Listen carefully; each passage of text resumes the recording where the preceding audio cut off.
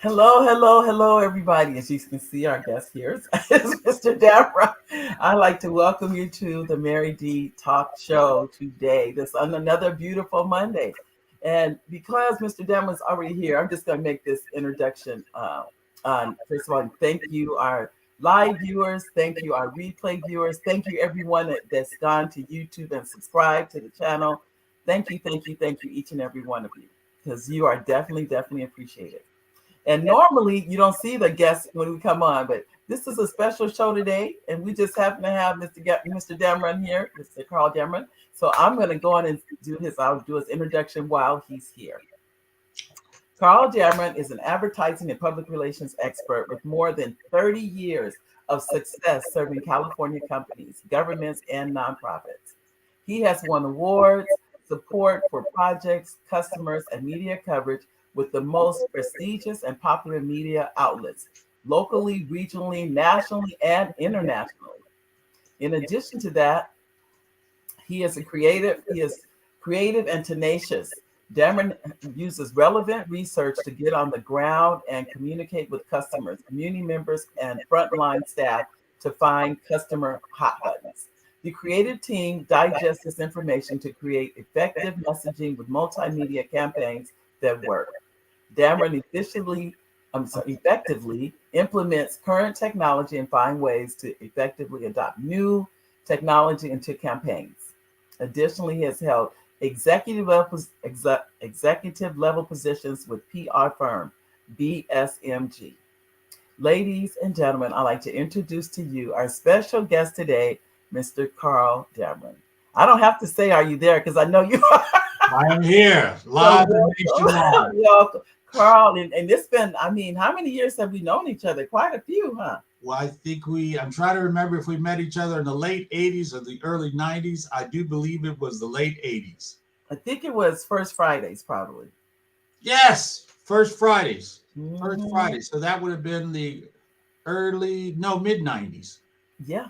Mid Yep, yep, 90s. yep. And that's what I know that was it was so many things going on in the IE at that time, but First Prize was one of them. Yes. But I do want to thank you for coming. I know you're a busy man, and for you to come on today, I was like, can I catch him for just a little while and get Well, a few minutes? the secret that most people don't know is that if you ask for a meeting, you usually get one. I Okay. I meet with people. I All uh, right. I was at a mixer with the Inland Empire Business Chamber Okay. last week.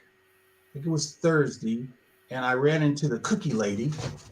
Let me see. Oh, it's not here. Ran into the cookie lady. No, I know where it is. Okay. The cookie lady. So this is someone um that's obviously I say local, that's bakes cookies. So we're gonna find out who this cookie lady is. All right. The freaky cookie, All right? right. She's here in the Inland Empire, and we were talking, and she saw my card, and she says, wait a minute, Carl Dameron," and she said, "I met you in 2012, Uh-huh. and I couldn't afford to work with you, but you talked to me for 2 hours. It changed Wow. my life."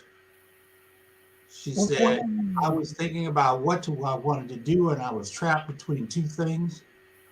She Mm. said, "You told me, be happy, do the thing that you want to do Wow. that. And if you do that, you do that well, it'll make you money." Yeah. And she reevaluated and she put everything into it. And then now she's out. She's Look out. right. Changed. She said, "I changed her life." Wow. A 2-hour conversation. 2 hour conversation. You know, you helped her get clarity, I think. That's exactly what she said. It was clarity. Hmm. It's not, the goal is what you want to do. How do Right. you want to do it? Right. And people get lost and they get trapped in all of their options. Options are a fabulous and wonderful thing. Yes. I love options. And you can only ride one motorcycle at a time. You can only drive one car at a time. Right. So, which one do you want to be? You've got some people who are rare who can run multiple companies well. Right. Elon Musk, some other people. But when you're first starting out, no, you can't. I'm just going to shake my head no. I mean, you cannot make money in 5 different businesses at the same time if you No. want to. No. Most people want to make money in one business. Right. So yeah. So yes, I gave her that clarity. Well, I'll tell you because that's what someone mentioned just recently. They were saying the first thing Zuckerberg did was make Facebook successful. He didn't go out and try to grab WhatsApp and grab Instagram. That's not what he did. He first made his core company a success. Then he added to that success. So that was, I think, a blueprint. As that's what you're really saying too. What is, first of all, what you said, which I really appreciate. Do what makes you happy. Right. Do what makes Unless you. you're not good at it. What makes you happy is it doesn't. If you're not good at that, don't do that. Yeah. Well, what's the number one job of every business? To make money. Correct. I want you to, from now on, I want you to ask everybody who comes on the show that question, and you will find that only 1 out of 10 people will answer that question to make money. Oh, really? Yeah. You ask them, and they'll talk about the product, the staff, all that. Like those are how you make money. Wow. The goal is to make money. Yeah. Right? Whether I'm selling widgets, cookies, pens, cell phones, cups, or nose hair clippers. Doesn't matter. Money. Just to make money. The product is how I make money. The service is how I make money. The free delivery is how I make money. Yes. So first of all, what are we doing? What's our goal? What's our objective? What are we here for? To make money. That's right. It's like I like to use dating analogies because everyone gets those. Right. When I ask a woman on a date, we both know what I want. Yeah. We know why I asked you on a date. So now, if you're not interested, say no. Yeah. Yeah. It's not going to hurt my feelings. I think that's people think things are good. That's what if you're as I'm doing the humble brag on the book, saying no nicely. One of the things I mentioned in the book is that one of the best things you could ever say, believe it or not, is no. People think it's to agree to something, but it really is to say no. It cuts away so much stuff. But it's how you say it. That's in the book also too. You don't just say it any kind of way because you don't want people to hurt people's feelings. But learn how to say no nicely. To say right. it and also just be able to say no and without apologizing. Yes. Right. They say no is a complete sentence. Yeah. We don't have to go any further than that. Yeah. But I wanted to get some background about you because we did talk about a poor black child. No, go ahead. No. Don't even go there. No, I know better than that. I met your mom. Anyway, I would say your background, this is not an area that communications is big. Communications is huge, literally. It is just when one of our sons majored in communications also. But the area is so, it encompasses so much. What drew you into this arena? I wanted to be an astronaut and an astrophysicist when I was 6-7 years old. I'm a child of the space race. Okay. And then I found out in high school that I could not fly because I wear glasses. So you ain't gonna be an astronaut. Oh, I didn't know that. Okay. I didn't know that either until I took the ASVAB. I scored a 95 plus percentile in everything. Wow. I had everybody recruiting me, and it's like, leave me alone. I'm going to the Air Force. Uh-huh. And the Air Force is like, the recruiter is sitting there. He's like, I told him I want to be a fighter pilot. Your numbers are good, but you wear glasses. And you have to have 20/20 uncorrected vision to be a pilot. Oh. But was that devastating to hear that? It was harsh. I was going to say, yeah. If this has been your lifelong dream, Right. Oh, I never knew that. I was going to be the first man to set foot on Mars. Wow. Yeah. Yeah. And They told me I'm not. Well, you could fly. I could fly the Warthog, right? And I looked out the A-10 Warthog, and it flies at treetops. It's a flying tank, and it has the highest casualty rate of any airplane in the Air Force. I'm like, nah, I'm good. I'm like, okay, no. I And, noticed I've been hearing about a lot of helicopters crashing lately in the military. I don't know what. I have no clue. I'm praying they get that straight. Whatever is going on with that. But yeah, but your first inclination was you were right, going to I'm go gonna be a into. scientist. I'm gonna be an astrophysicist. I'm gonna go to the moon. I'm gonna change. Also, a great, huge science fiction fan.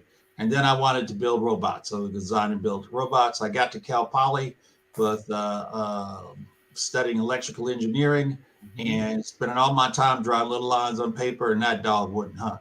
I just like this is the most boring thing on the planet. It's not. This is not happening. Not at all. Well, that's not your you're too. You have more of a personality person than for that. You know what I mean? Yeah, Yes, yeah. thank you. Well, I was also a licensed auto mechanic in high school, so I took all the courses. And when I got out, when I was 17, I had my lamp license, my brake license, my smog license.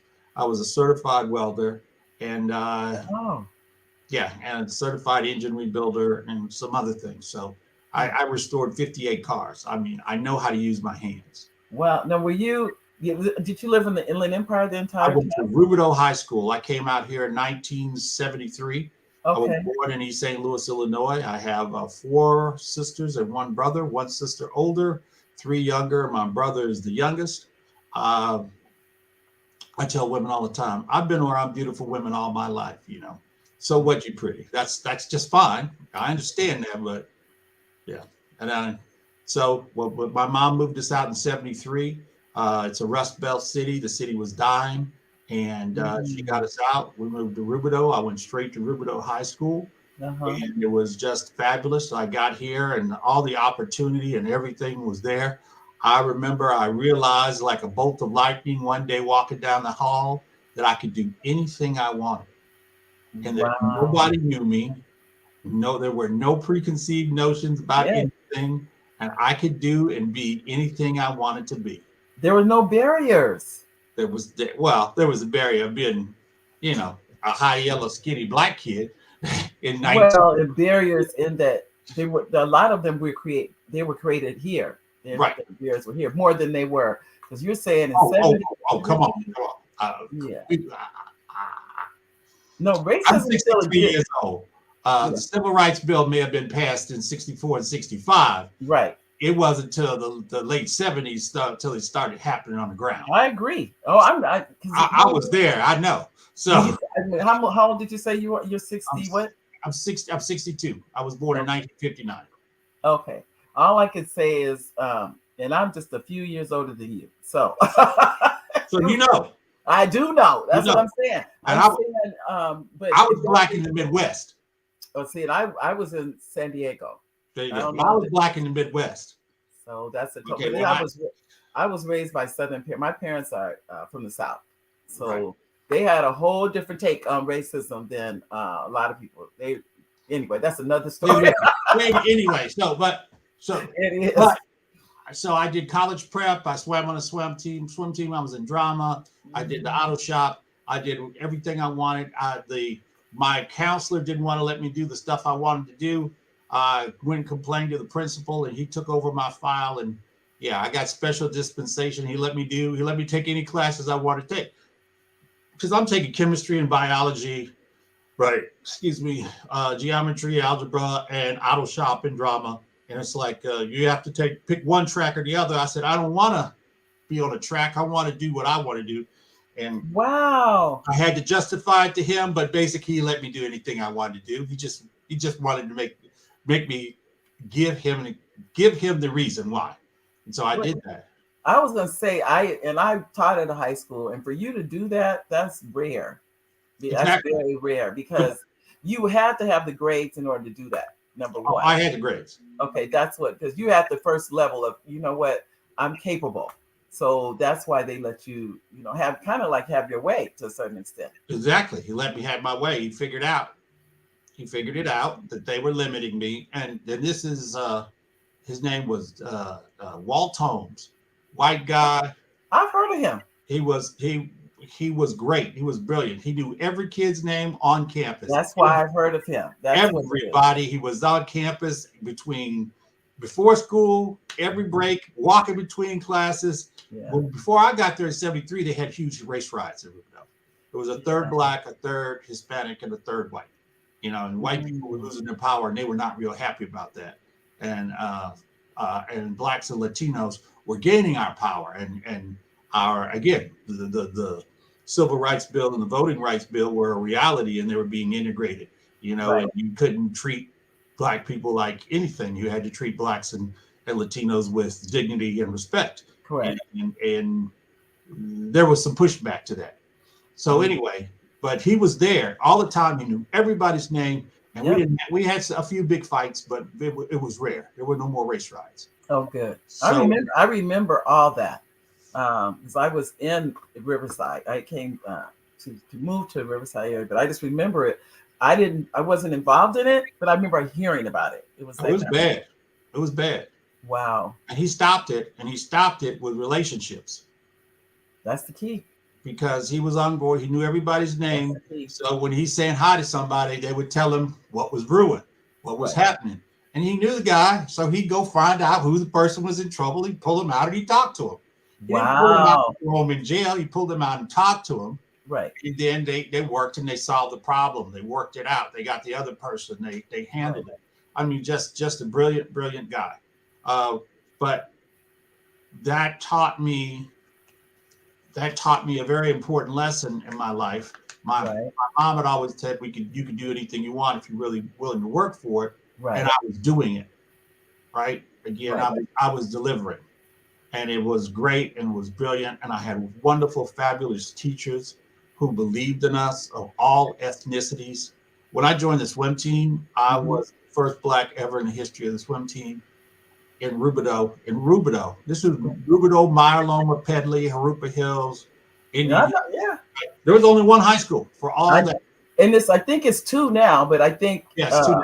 I'm telling you, I know the area. I was a bad swimmer. He should have not let me on, but I wanted to swim, and he had a rule: if you come to all his practices, run the swim team. And I joined the swim team. I couldn't swim one length without stopping. I didn't even know how to breathe. But I wanted to be a swimmer. That's not funny. No, but I'm telling you, real men, right? White men stood up for me all my life and said, yeah, he wants to do this. Just because he wants to do it, he gets to try. Wow. In my second year, sophomore, I went to CIF. Wow. They taught me how Wow, that's big. My senior year, I was captain of the swim team. So when you first started, you couldn't even swim. I could swim. I could swim, but I couldn't breathe, and I couldn't swim 25 yards without stopping. So how you learned? They taught me. That's what I was going to say. They taught you. Eventually, they taught me. They taught me quick. Yeah. 2-hour practice to swimming laps. Yeah. Oh, yeah. Swimming is. I mean, they said that's one of the exercises. Your entire body's involved in that. Exactly. And I was in terrible shape, and and when I joined, a month after I joined, 6-7 other black people joined, because I'm out there bragging. I'm recruiting. I'm not recruiting. I'm telling everybody how proud I am because I'm on the swim team. And other black folks is like, hey, I used to swim. So they came and they were better. They were all better swimmers than me. But you know what though? That should tell you there was even though it wasn't a fear, it was a fear, but like a code. They saw the team was all white, so they didn't even join. That part. And I also had a bunch of white friends. I personally brought like 18 people to the team. Woo! That's a whole. You brought a team to the team. Yeah. Wow. But because, again, you know me, I was happy. I was enjoying it. And I was talking about the swim team. And they were like, well, if they let Carl join, they'll let anybody join. and that's just fine. And they did. But so it was great. So, but yeah, the coach said, and this is before I got a bunch of people on the team, Carl's on the team, and I'm not going to have any of this. Anybody gives Carl a hard time, you'll be off this team. Well, let me tell you, we have some comments from our audience. I have to, and I said, and they're coming in too. So I That was want to Chuck thank. Riggs, and Chuck Riggs is still. Hey, Levon, it's Chuck Riggs is still in Riverside. He's still teaching people. He's a great coach. John Radovich, great coaches, great people. I mean, real men who taught us to be real men. Wow. Well, this is a Okay, hello from Levon, and it says hello, Mary and Mr. Damron, and this is amazing. Thank you. And then we have Gwen. Oh, hold on. Gwen said, hello, Mary and Mr. Damron. Excuse me. I got a tickle in my throat. Next. And thank you all for your comments. And comments, keep them coming. I'll make sure we address them. Wow. I definitely need to hear this today. So I was telling you.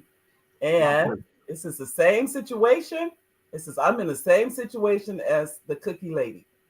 And then the key to make money. Anybody that says they're in business to do anything but that, I don't know what they're there for. But they're there to lose money. no, I'm there to make money. So, Yeah. and then and then she did a laugh out loud. And this is from Sheila. Hi, Sheila. Hi, Levon. And this is, and she's saying, hello, Mary and Mr. Damron. Hello. And Levon said, here we go. I was black and raised in Connecticut. Just like I can't imagine, but I'm sure that wasn't easy. I can just the thought of that. And she said came to Riverside in the mid 80s. I came in 74, 74. That's when I came to Riverside.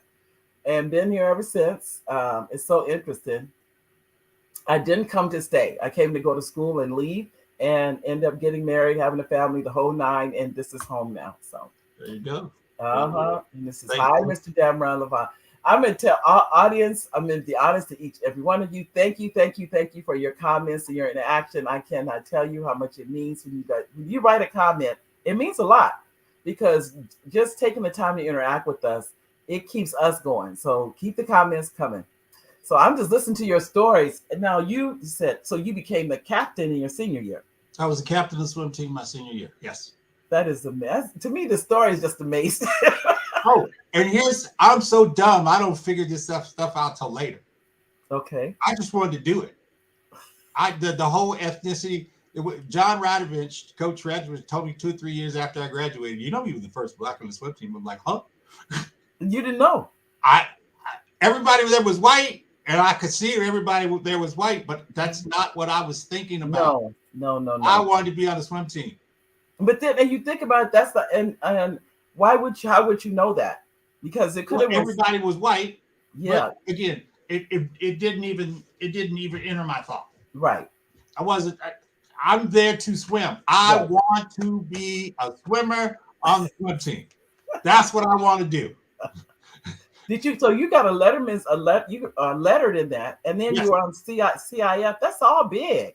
Yes. I remember in high school, everything it was all about CIF and that kind of thing, and I just remember that being a big deal. So for you to go to CIF in swimming, all right. I was not the best swimmer in the world, but yeah, but I got to be pretty good. Good for you. Good for you. So after your high school experience, you went on, and that's in between that time you found out about the classes in the military. Right. Junior year, we took the ASVAB junior year. Okay. And then I was going to go to Arizona Technical Institute to study automotive or Cal Poly.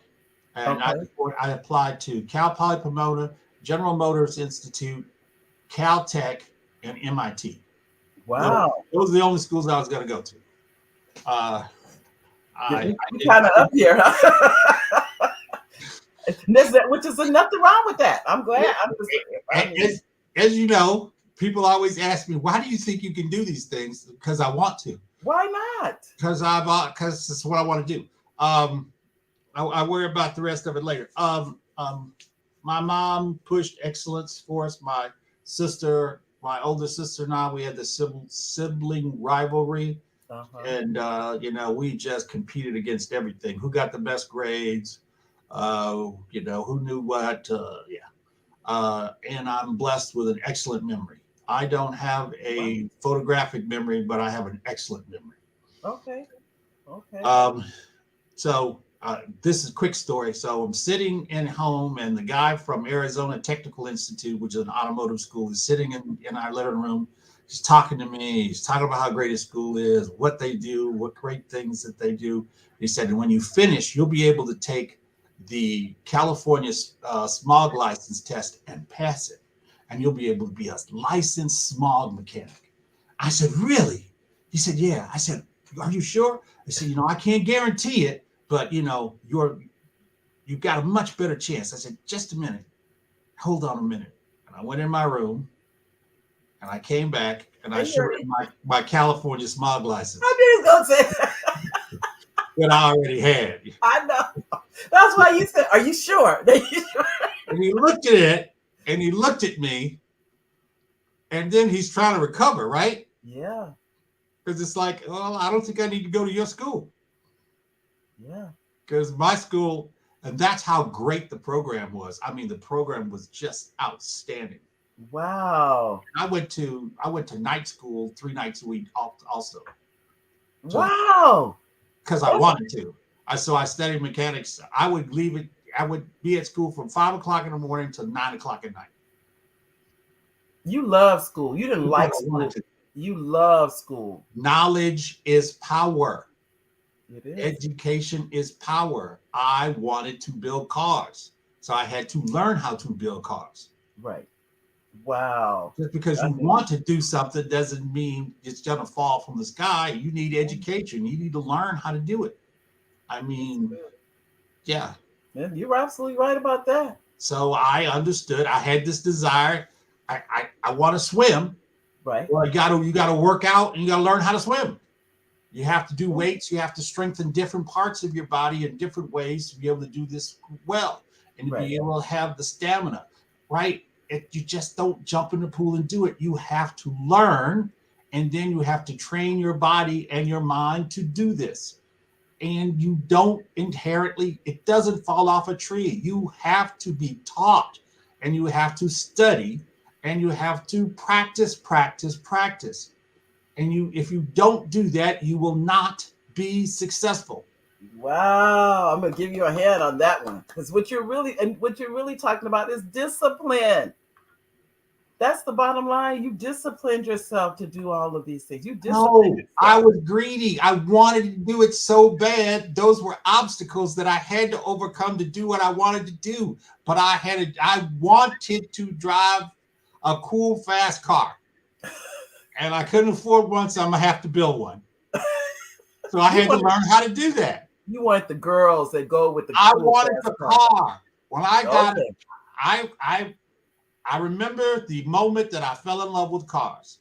I'm 5 years old. I'm walking down State Street, holding my mother's hand, and I see a 1963 Corvette split window car, and I looked at it, and it was the most beautiful thing I'd ever seen in my life. It looked Wow. like a spaceship, and I fell in love with cars right then and there. And the Yeah. second car I fell in love with was a 1965 Jaguar XKE, a car so beautiful that Enzo Ferrari, the guy who designed and built Ferraris, Mhm. said was the most beautiful car in the world ever made. Oh my goodness. And I don't know why, my very first car was a Ford Mustang. I just fell in love with Ford Mustangs. I can't tell you why. I don't know, but that was when I saw those. I think it's a 65 Yep. Mustang. And I just, the two door, it wasn't, you could still get four people in, but you only had two doors. It was just a nice car, I never had one, never owned one, but I that was have one one. car. You I have have one? I have a 2001 GT convertible, Okay. white I with know, I know panic. what that is. Uh-huh. Yeah, I I'll can tell, send I you tell pictures of you. it. But anyway, yeah, I have that. We have another comment from another. First, we have um, Levon's. And Levon saying you have an amazing background, Thank you very much. amazing That's background. very And kind I of don't I don't think we're done, Levon. But anyway, you. and then we have Richard Nichols. Hi, Richard. Richard says, "Hello, Mary and Mr. Dameron. I tell you, Richard, he has his own show. It's on after our show, which I like the fact that we're not on at the same time. But he has another show that comes on after this show. Levon says, ambitious, driven, and committed. That was you. Mhm. Ambitious, driven, and committed. You were Right. committed to, like you said, if you couldn't buy the car, you were going to build a car. That's right. And he says, this is my all-time favorite car, Mary. Oh, that is your all-time favorite car? I don't know if it's the The Mustang. Mustang. I think he's talking about the Mustang. Oh, the Are you Mustang. talking about the Mustang or the 63 split window or the XKE? Let me I know. don't know why. One of our neighbors has that Mustang, by the way. Every time I see it go by, it's almost like I pay homage to it. Right. I see it drive by and I'm just like, I stop and I get look at that car. But I So, just appreciate. But they one of our neighbors has it. Sure yeah. does. So I went to Cal Poly. I double majored in communications and electrical engineering. Went in, found, started working for the radio station. Started working for the campus newspaper because I'm double major. I wrote for the high school newspaper. So yeah, Levon said, yeah, the Mustang, got it. But I Oh, worked for both networks, so I'm doing that. And somewhere around 3 years in, I'm looking at my engineering grades, and I'm looking at my communications grades, and I'm getting A's and B's in my communications courses, doing the homework 25 minutes, 30 minutes before class. And I ain't getting A's and B's in my engineering courses, and I'm working hard. I think perhaps my aptitude lies over here with these in the communications field. so So, you didn't have to worry. You could see it for yourself, basically. oh yeah, it was That's too funny. crystal clear. Well, you said, okay, you can't in engineering, you can't wait 25 minutes before class to do the work. You cannot do that. No, you can't. That's no, I was studying there. I didn't right. have time to do my communications work because I was so busy working on the engineering stuff and the chemistry and the calculus and the strength of materials and yeah. I tell you, no, I understand. I know mine was my degree is in sociology, but the truth is I loved history. And I really honestly should have majored in history. But I'm I had so many classes in history that when they evaluated my transcripts, that's why I was able to teach history. I mean, it without had I evaluated them before they did, it would have been obvious that that should have been my major was history. I'm an And amateur historian. I love history. so history is one of those, Yeah. and I still do, still love history. Taught it for years at the high school level, at the middle Oh, school and high school levels. Yeah.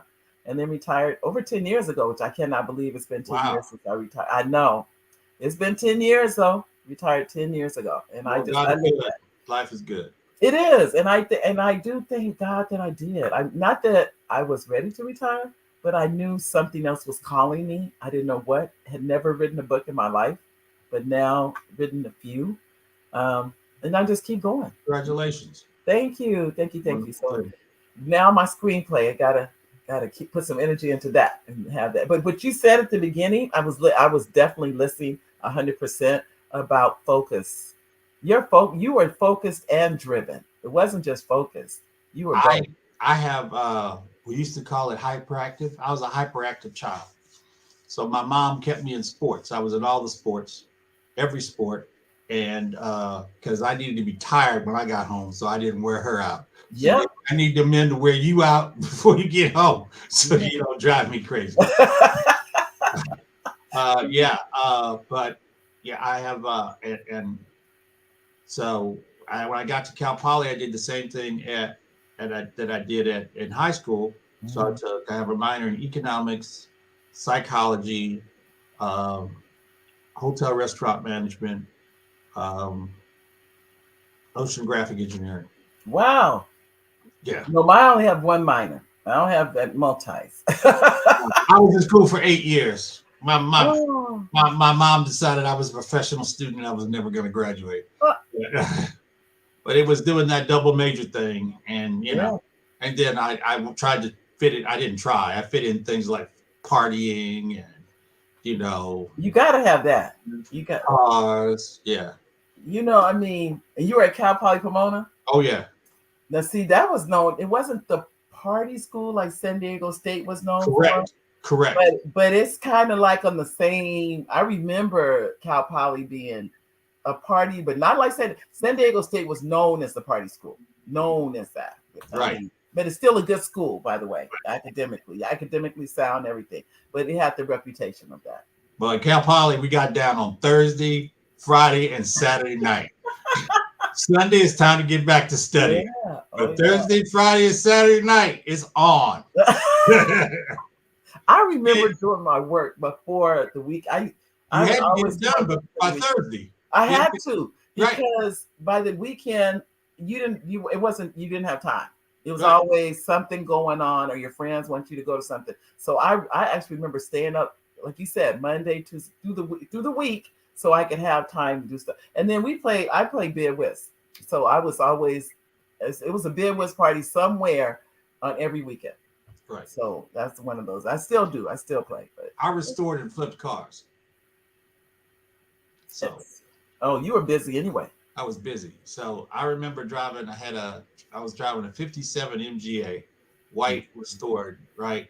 Cruising my car around, and my advisor asked for a ride to his car, ride home, and we're riding in the '57 restored '57 MGA. On the way home, he looked at me and he goes, "F you, Carl. You got the world by the tail.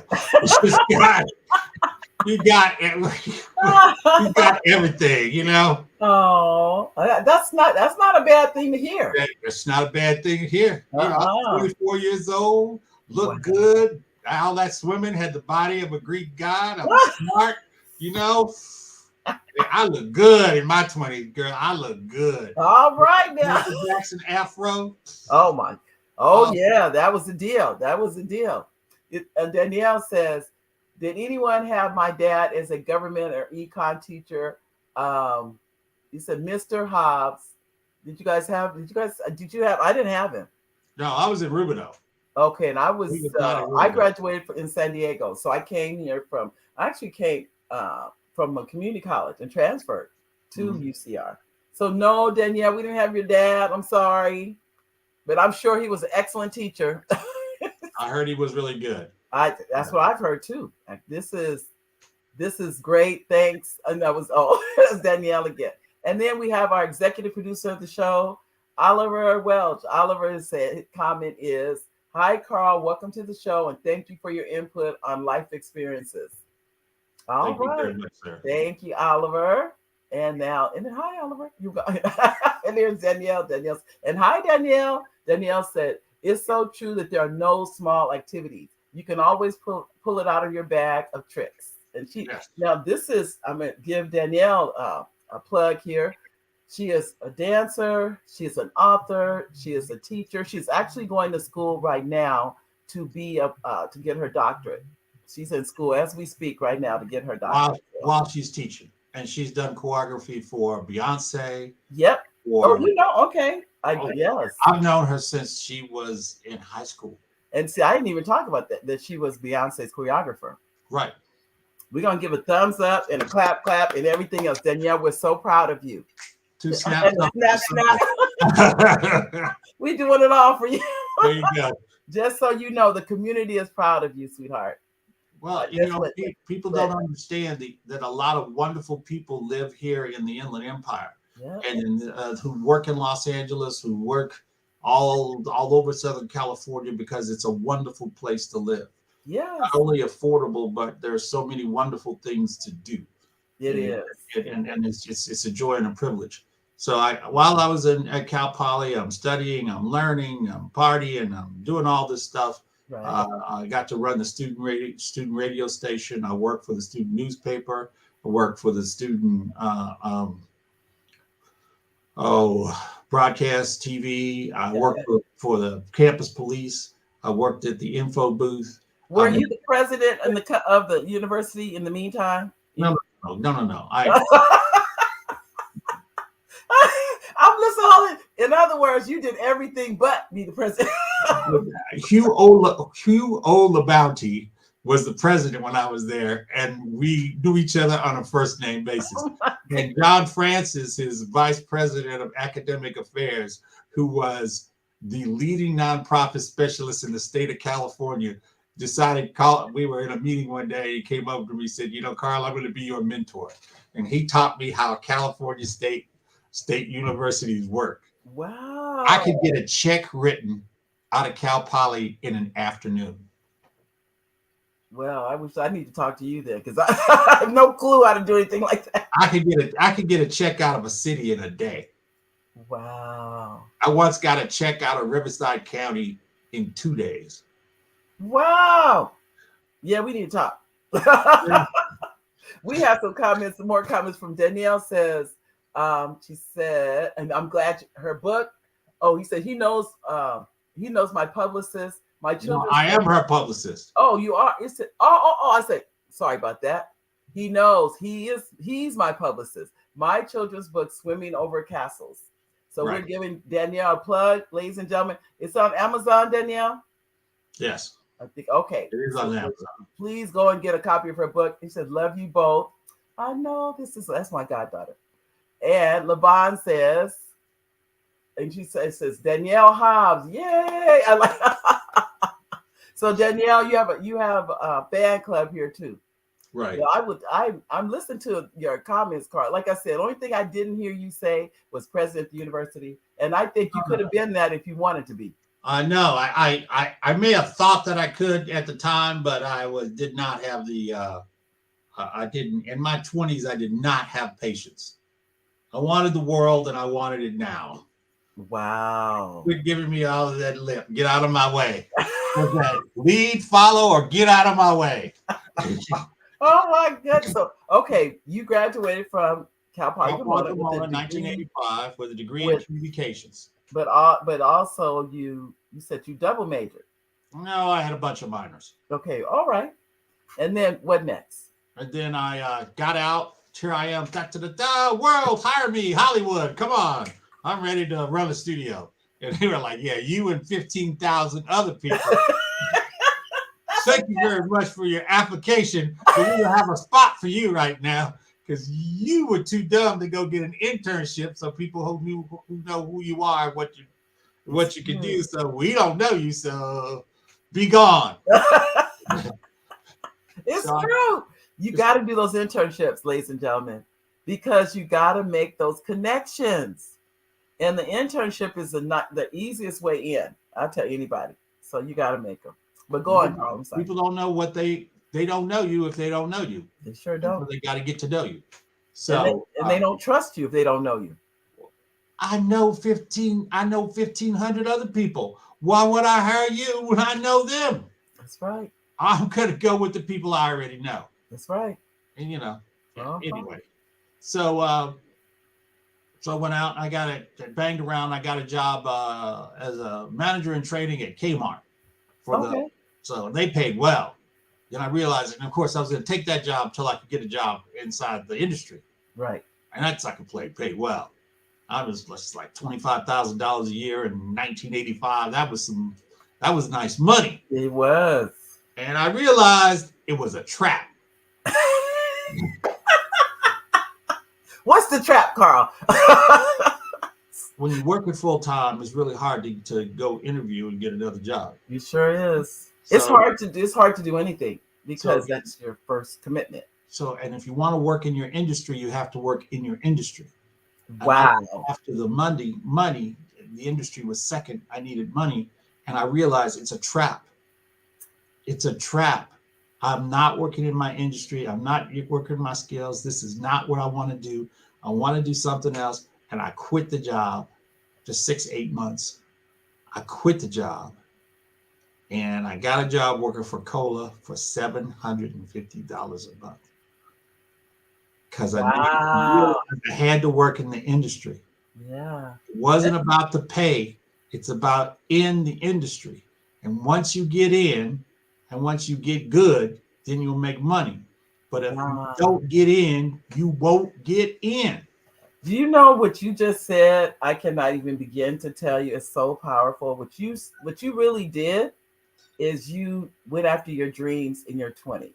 Is what you did. You said, I had got a job, everything in LA. This was years before computers. For those of you that don't know how computers didn't exist at the time. They existed, but they were the size of homes. And so they were just now coming into the business. And so a company hired me in LA. and they were going to teach me. That's how they just want. I just want to teach you how to use a computer, and I ended up saying no. And they said we're paying you 3 times what you're making in Riverside. And I remember thinking, if you take that job, you'll never get back to Riverside. And the lady called. They called me 3 times, wanting offering me the job. And I said, I told her I was so odd. And I was only 24, I think 25. And I said I can't take the job. And she said, why? I said because if I take that job, how will I ever leave?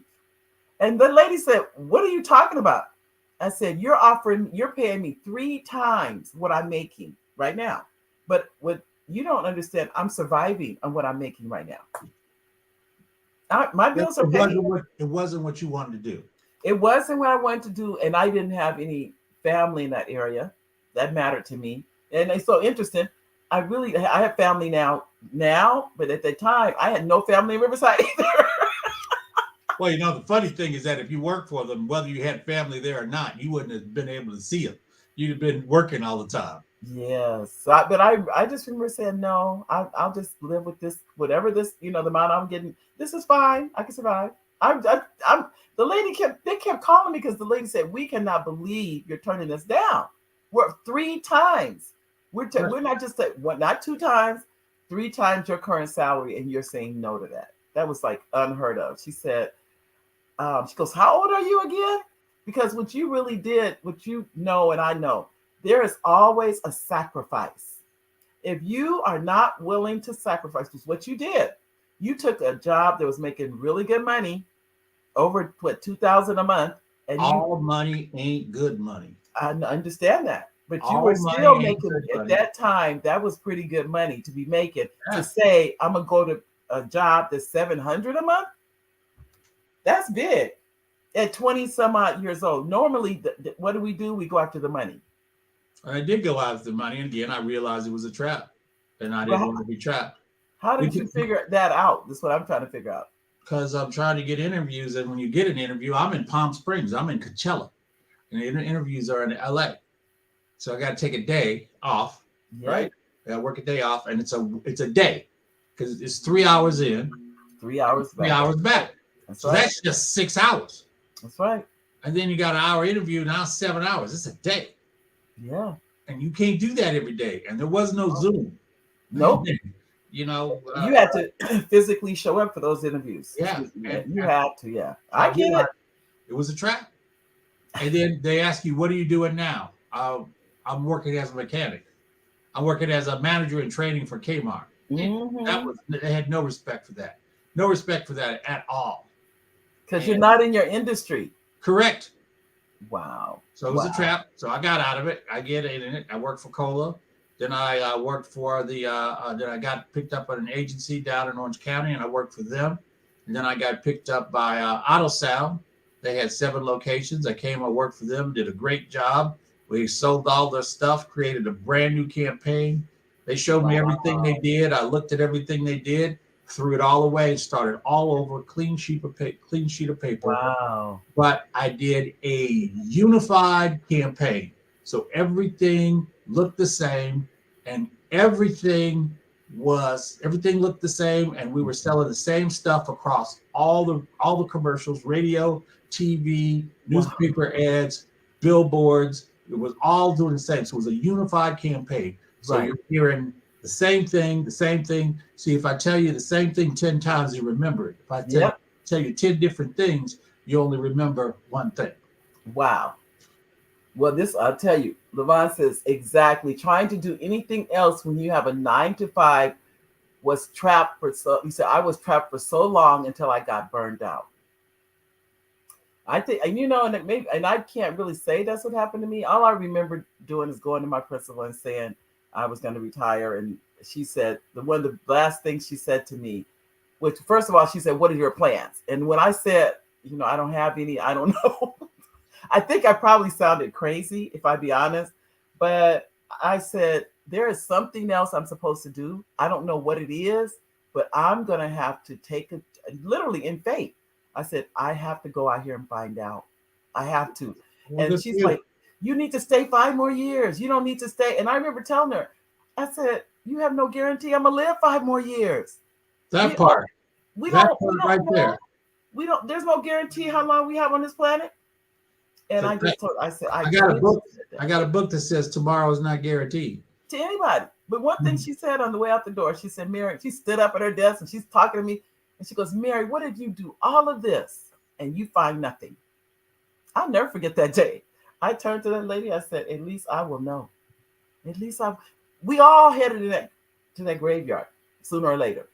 I will go with the peace that I tried. If nothing happened, I tried. That's all I can say. I tried. At least, but I just could not bear the thought of, okay, you stay here for the next 15, 20 years, and then you pass away and you never tried. That's what got me. I said, at least I got to try. What you did, that's why I admire what you did so much, because you figured it out in your 20s. My father died when I was 6 years old. He had a stroke while mowing the grass, and he died in my arms. And I Wow. remember I was afraid of death for a long time. And sometime around the time I was 10 years old, I decided that I was never going to be laying there on my deathbed saying, woulda, shoulda, coulda. Woulda, shoulda, coulda. I am going to Tell it. do it. So, hey, I wanted to be an astronaut until I couldn't figure out it until I found out I couldn't. Then I Right. picked something else. And then I picked something else, and I come to something else. Right? But I'm gonna give it everything I got until I find out whether or not it gotta work. There are people. I had friends who didn't know I was going to college.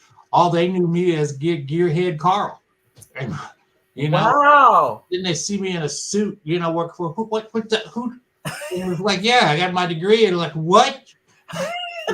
What? I thought you just lived that was your obsession 24/7 with cars. No, No. no, that's just how you saw me, and that's what you did. You Yeah. know, yeah. It was, but I did the things I wanted to do because I wanted to do them. Right. And yeah, there are obstacles and yeah, there's barriers there. And so here I was at Auto Sound, and I had put together a campaign, a unified campaign. We did all this stuff, and it worked. Right. Sold stuff like crazy. Sold out so much that they were on the verge of bankruptcy, but they sold all their stuff, and all their credit lines were cut off, and so they couldn't get more stuff. Oh. And so I got fired. And I was devastated. Guy sat down. Bertram, can't remember his first name, sat down. He told me, you exceeded my wildest dreams. You did better than I ever thought you could have done. You helped us sell all this inventory, but I Right. can't get more, and I can't afford to keep you. Wow. I got fired. I went home. I had to tell my wife at the time that I did everything right, and I got fired. And I'm like, and poor wife was freaking out. What are we gonna do? How are we gonna eat? I know. Like We do that. I'm digesting my failure, right? And you freaking the fuck out. Excuse me, you freaking out. I need you. I need to heal my wounds, and lick my wounds. You like, what are we gonna do? Yeah. Well, I got time. I don't need a plan right now. I got at least 2 days. I got at least a week to come up with a plan. Right. So, but that's not where she was at. So, No, women want security. That's what it is. I know years ago, but I was married before my late husband. They laid him off right after Christmas, and I'll never forget that because he was devastated, as you mentioned. But when he came home and told me about it, I was happy. He said, "How can you be happy?" I said, "I'm gonna tell you why. They knew they were gonna let you off before Christmas. Don't ever think they didn't know that. They let us have a good Christmas. yes, That's they why." did. That's what I told him. I said, and you know what? They were kind Right, because they knew they were going to let you go, and they knew you had 3 kids, and they right, didn't want you to be stressed through right. Christmas. So for that, I was like, "Thank you, Lord, that they had the kindness." And he was like, he was the one freaking. But I said, "No." I said, "I am not worried." And he goes, "You really not?" I said, "Nope," because they showed us something. They don't even know. I don't even know the people. I just because that's who he worked for. He was in that field, in the medical field. Mm-hmm. And but I'll never forget that he was so distraught and so upset. And I said, "No, you need to thank those people. They were nice to us. And they let us have a nice Christmas. In fact, I think they waited till after New Year's. I think he came back to work after New Year's, something like that. And then they let him go. But I was good with it. I said, "You'll find another job," and he did. But the shock of losing a job, a breadwinner losing their job, is a shock. I don't want to downplay that. Well, it was a shock. It was a shock to me. And let me tell you, again, I'm riding high because I know I'm doing great stuff, great work. I I'm know. as happy can be. And then no, bye. Corporate America is corporate America. Right. That's the key right there. Just as long as you know, any day can be a buy day. Last day. So then I went out and I started my own business and then I went out and I tried to get a job with some list and started my own business. I started my own gig and I went out door to door and I started making sales calls and I picked up clients and I did good work and I got clients. Sat down and I learned about sales. I learned that in sales, if you make 100 sales calls, cold calls, you'll get 3 people who will be interested and you'll land 1. That's right. So I'm like I'm trying to get through.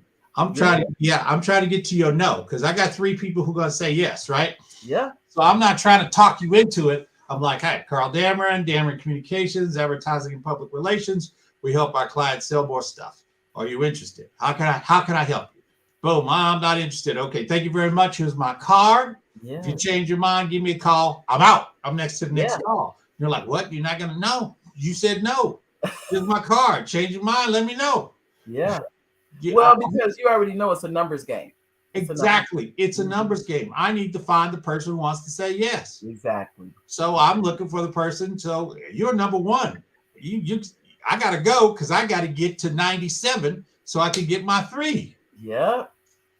And so, I would, I'd make, I could make 30 to 60 in-person calls a day, and I could make 100 to 150 phone calls a day. And so it's what I did. Wow. I just bang the phone. The phone. I 3 days on the phone, 2 days in the office, 2 days on 3 days on the phone, 2 days in the field, then 3 days in the field, 2 days on the phone, and then alternated back and forth. And I'll be honest with you, Carl. I am enjoying this conversation, but we only have 3 minutes left. So that's how fast.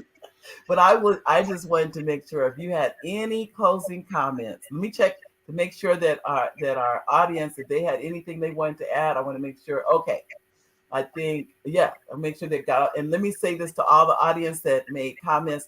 Thank you, each and every one of you, as I do a really quick roll call on your names. And we have Levon, then we have Gwen. Hi, each and every one of you. Levon, Gwen, Sheila, Richard, Danielle, we go down, Oliver. Thank you for your comments, each and every one of you. Dumas, I see Dumas too. Hi, Dumas. He came on the show. Dumas is he's been a supporter and been a sponsor since day 1. So he's a great guy. Known him a long time. All right. We are down to the last 2 minutes. Last 2 minutes. Okay. If you have a business, the first thing you have to do is do a business plan. If you haven't written a business plan, stop everything else and write your business plan. In your business plan will be your marketing plan. In your business plan, you will do research about who your competition is, who they are. Right. And then you have to realize what you want to do. What is your core competency? What can you do better than anyone else? And then you can implement that, right? If you, and you got to remember when you're a business owner, you don't know everything and you can't learn everything in time to make money. So you figure out the part that you do best and you hire the staff and or contract with the professionals to do the things that you don't do best. Get yourself an attorney. Never sign a contract without your attorney reviewing it. You think you're saving money until you get burned, and you don't. Right. When you start making money, you get yourself a CPA, not an accountant, not a tax preparer, a certified public accountant. There's the stack of IRS forms, right? It's a stack 4 foot high, and nobody reviews all those every year, but a CPA firm, they break them up and they all review them. So you get the benefit of having all the tax deductions and all of the information you need. Plus, when you have a good CPA and a good attorney, I have 3 attorneys. I use Tim Prince. I use Bill Oh God, he's gonna kill me. I use Bill Lemon, and I use Jack Clark, who was at BBK, and now he's moved to another firm. But And you know, I hate to cut you off, but the system will shut down. Got it. Thank you for being on the show. Really do appreciate it. And please come back again, Carl. Pleasure. Next time we'll just go straight to talking about public relations. All right. Okay. Take care. Thank you. Bye, everybody. Love you. See you next week.